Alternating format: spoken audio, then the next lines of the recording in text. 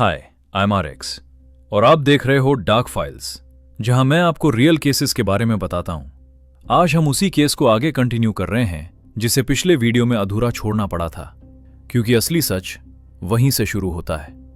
अगर आपने पहला पार्ट नहीं देखा तो पहले उसे जरूर देखिए, क्योंकि जो आज होने वाला है वो बेसमेंट के बाद की कहानी है और ये कहानी ज्यादा डार्क है।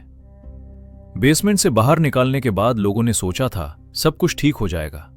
डॉक्टर्स, पुलिस, मीडिया, सबको लगा रेस्क्यू के साथ स्टोरी खत्म हो गई। लेकिन उन 3 लोगों के लिए कहानी वहीं से शुरू हुई जहां से बाकी दुनिया खत्म हो जाती है। हॉस्पिटल के फर्स्ट दिन बिल्कुल साइलेंट थे। उन लोगों ने ज्यादा बात नहीं की, इसलिए नहीं क्योंकि वो बोल नहीं सकते थे, इसलिए क्योंकि उनका दिमाग डिसाइड ही नहीं कर पा रहा था कि बोलना सेफ है या नहीं। उनके लिए हर आवाज एक वार्निंग थी, हर फुटस्टेप एक डेंजर सिग्नल। डॉक्टर्स ने नोटिस किया कि जैसे ही लाइट ऑन होती वो आंखें बंद कर लेते। नॉर्मल ट्यूब लाइट भी उनके लिए अनबेरेबल थी। उनके लिए रोशनी होप नहीं थी, रोशनी उनके लिए इंटेरोगेशन बन चुकी थी, क्योंकि बेसमेंट में अंधेरा उनका डिफॉल्ट मोड था। उन्हें जब सिंपल सवाल पूछा गया, तुम्हारा नाम क्या है, तो पहले वो रुक जाते, जैसे दिमाग पुरानी फाइल सर्च कर रहा हो। नाम, पहचान, ये सब उनके लिए स्लोली इरेज हो चुका था। साइकोलॉजिस्ट ने इस कंडीशन को कहा आइडेंटिटी डिसोल्यूशन। जब इंसान सिर्फ सरवाइव करता है, जीना भूल जाता है। उन लोगों के लिए वक्त कभी कैलेंडर पे नहीं चला। बेसमेंट में दिन और रात का कॉन्सेप्ट ही नहीं होता। कब खाना मिलेगा, यही उनका क्लॉक था। इसलिए जब उन्हें बताया गया कि 7 साल बीत चुके हैं, तो उनका रिएक्शन शॉक का नहीं था। वो बस चुप हो गए, जैसे कोई ऐसी बात सुन ली हो जिसका मतलब समझना अब जरूरी ही नहीं रहा। इस केस का एक और डिस्टर्बिंग हिस्सा मीडिया से छुपा रहा। उन लोगों ने बेसमेंट में कभी चीखा नहीं, क्योंकि चीखने का मतलब होता है कोई सुनेगा। और जब 7 साल तक कोई जवाब ना आए तो इंसान बोलना भी छोड़ देता है। साइलेंस उनका डिफेंस मैकेनिज्म बन चुकी थी।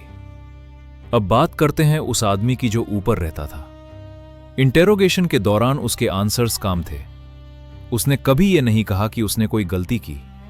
उसके लिए बेसमेंट जेल नहीं था, वो उसे नेसेसरी अरेंजमेंट मानता था।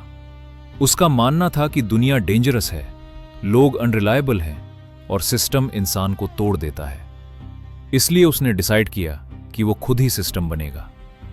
उस सिस्टम में एक ही रूल था, कंट्रोल। वो डिसाइड करता था कब दरवाजा खुलेगा, कब खाना जाएगा, कब बात होगी। उसके लिए पावर मारपीट नहीं थी, पावर थी किसी और के वक्त को कंट्रोल करना।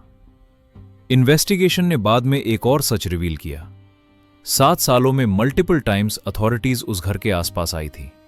Routine visits, paper checks, neighbour verifications, लेकिन किसी ने बेसमेंट का दरवाजा कभी ओपन नहीं किया, क्योंकि घर ऊपर से बिल्कुल नॉर्मल लगता था। यह केस सिर्फ एक आदमी का क्राइम नहीं, ये एक पूरे सिस्टम का ब्लाइंड स्पॉट था।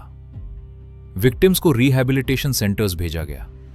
डॉक्टर्स ने क्लियर कह दिया, फिजिकल रिकवरी पॉसिबल है, लेकिन मेंटल डैमेज परमानेंट हो सकता है। बंद कमरा उनके लिए पैनिक ट्रिगर था, क्लोज डोर डेंजर अलार्म। उनके लिए फ्रीडम एक कॉन्सेप्ट बन चुकी थी, एक्सपीरियंस नहीं। आज भी उनमें से कोई लंबी देर तक अकेला नहीं रह पाता। कोई भी अंधेरा कमरा उन्हें वापस बेसमेंट में ले जाता है। उनके लिए वो कमरा अब एक मेमोरी नहीं, एक परमानेंट कंडीशन बन चुका है। जो आदमी रिस्पॉन्सिबल था उसे सजा मिल गई, लेकिन इस केस का सच ये है, सिर्फ एक आदमी ने फाइल नहीं किया था। फाइल हुआ था वो सिस्टम जो नॉर्मल दिखने वाली चीजों को कभी चेक ही नहीं करता। 7 साल, एक बेसमेंट, 3 जिंदगियां, और किसी ने पूछा तक नहीं। उन लोगों को बेसमेंट से बाहर निकाल लिया गया, लेकिन जो चीज उनके साथ बाहर नहीं आई वो थी नॉर्मल जिंदगी। डॉक्टर्स ने बाद में कहा उनका बॉडी रिकवर हो सकता है, लेकिन दिमाग, वो अब भी उसी कमरे में बंद है। ये फाइल यहीं बंद होती है, लेकिन सच ये है, द रूम विदाउट विंडोज सिर्फ एक घर में नहीं होता। कभी कभी वो कमरा लोगों के दिमाग में होता है, और कभी कभी सिस्टम उस कमरे का दरवाजा खुला रहने देता है। अगर आपको लगता है डार्कनेस सिर्फ कहानियों में होती है, तो शायद आपने इंसान को अभी ध्यान से नहीं देखा। इसे ही रियल और dark case and story dark files पे मिलेगी, तो डार्क फाइल्स को सब्सक्राइब कर लो और देखो डार्क फाइल्स की डार्क केस एंड स्टोरी।